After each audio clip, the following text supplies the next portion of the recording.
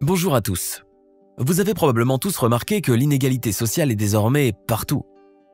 Et malheureusement, un trop faible pourcentage de la population appartient à la classe moyenne, alors que le nombre des très riches, mais surtout celles dont les revenus sont bien en dessous du seuil de pauvreté, croît constamment. Ce n'est donc un secret pour personne que même si le monde évolue et se développe constamment, il y a encore beaucoup de gens qui vivent dans la rue. Ils sont très nombreux et pas seulement dans notre pays. Et s'il est vrai que certains d'entre eux ont choisi ce mode de vie, la plupart des gens se sont retrouvés à la rue en conséquence de difficiles situations, que parfois même les personnes les plus résistantes ne peuvent tout simplement pas supporter.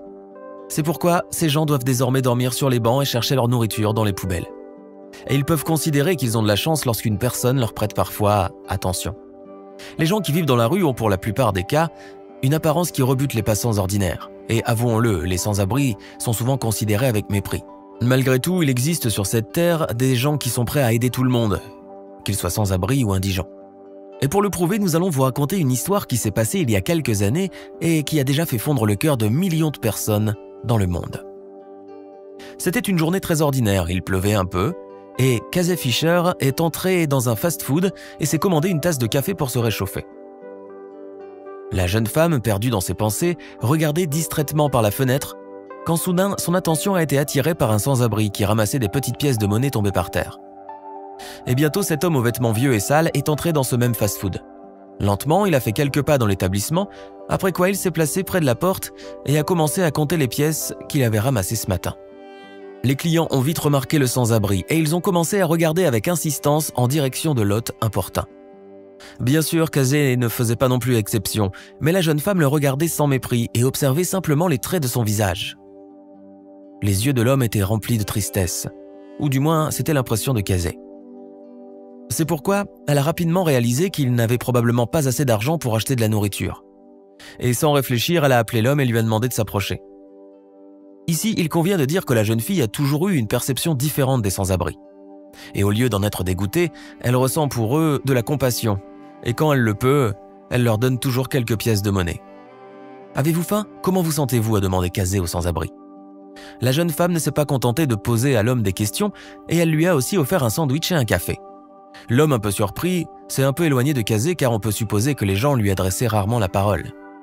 Mais comme il était affamé, il a accepté sa proposition. Après tout, sans Casey, il serait probablement resté sur sa faim.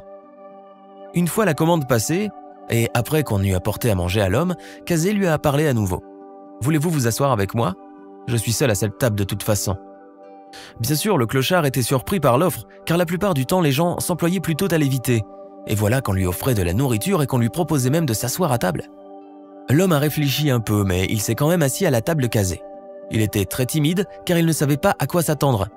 Mais la jeune femme lui a dit que tout allait bien et qu'il n'avait rien à craindre. Elle voulait simplement lui offrir à boire et à manger et discuter un peu avec lui. Alors ils ont commencé à parler. Peut-être est-ce parce que Casey a bien choisi ses questions, mais quoi qu'il en soit, l'homme s'est ouvert et a commencé à parler sans gêne à la jeune femme. Il s'appelait Chris et lui a raconté son histoire et les raisons pour lesquelles il devait vivre dans la rue. « Ma famille a toujours été pauvre. Mon père aimait boire et ne faisait que rarement attention à moi. Il avait l'habitude de nous frapper, maman et moi. Je ne pouvais plus supporter de vivre avec ce tyran et je me suis enfui. » C'est par ces mots que l'étranger a commencé son histoire. L'homme a dit qu'il en avait eu assez de supporter les brimades et les coups de son père. Mais la vie dans la rue ne s'est pas avérée plus facile. Les autres sans-abri n'étaient pas non plus très gentils avec lui. Ils lui volaient souvent sa nourriture et le frappaient. Chris ne voulait pas vivre dans la rue et voulait s'en sortir, changer la situation dans laquelle il se trouvait, mais partout les portes se fermaient devant lui. « Je cherche un emploi depuis des années, mais quand les gens découvrent que je suis sans-abri, ils refusent immédiatement de me donner ma chance. Le désespoir et la frustration m'ont fait sombrer dans la drogue. Personne ne veut m'aider et pourtant j'accepterai avec joie n'importe quelle aide. Tout le monde se moque de moi et m'évite, a poursuivi Chris. Il a également dit être bouleversé par la mort quelques jours auparavant de son fidèle ami, un chien nommé Joe, qui le soutenait toujours et lui tenait compagnie pendant les longues et froides nuits dans la rue. Depuis qu'il était sans abri, Chris espérait qu'un jour il pourrait revenir à une vie normale et devenir quelqu'un dont sa mère pourrait être fière. Mais hélas, cela ne se réalisa jamais, car peu de temps après sa fuite, sa mère est morte. Et c'est à ce moment-là qu'il a réalisé qu'il n'avait personne d'autre sur qui compter. Chris n'avait pas l'air stupide et raisonnait comme un homme bien élevé et adulte. Il était vraiment désolé que sa vie ait pris cette direction. Mais il a un jour pris la décision de suivre le courant. Casey a écouté son histoire sans l'interrompre. Il y avait beaucoup d'émotions dans son âme et des larmes dans ses yeux.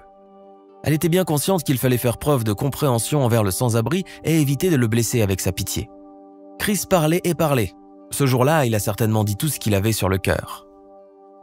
La jeune femme et le sans-abri ont parlé pendant environ 1 heure. Et la conversation aurait pu durer plus longtemps, mais Casey devait partir. Je m'étais déjà levé et je m'apprêtais à sortir quand Chris m'a demandé d'attendre un peu. Il est allé au comptoir, a demandé un bout de papier et a écrit quelque chose. Puis, il est revenu vers moi et m'a remis une note, se souvient Casey Fisher.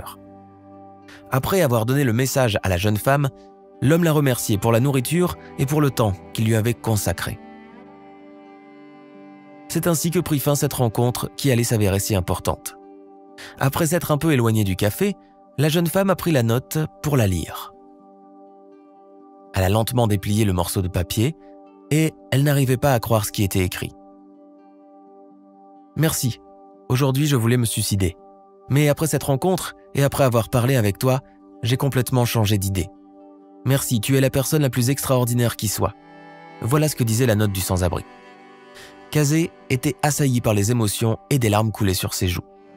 Que vaut vraiment la vie d'une personne? Certainement plus que le prix d'un sandwich, d'un café et d'une heure de temps libre. Casey a donc réussi à faire beaucoup pour la vie de cet étranger en très peu de temps. On peut bien sûr penser qu'une simple conversation à cœur ouvert est quelque chose de très simple, mais sans elle, il est fort probable que Chris ne serait plus en vie aujourd'hui. Ce simple contact humain avec une jeune femme prête à l'écouter l'a aidé à comprendre qu'il y a des gens bien dans le monde.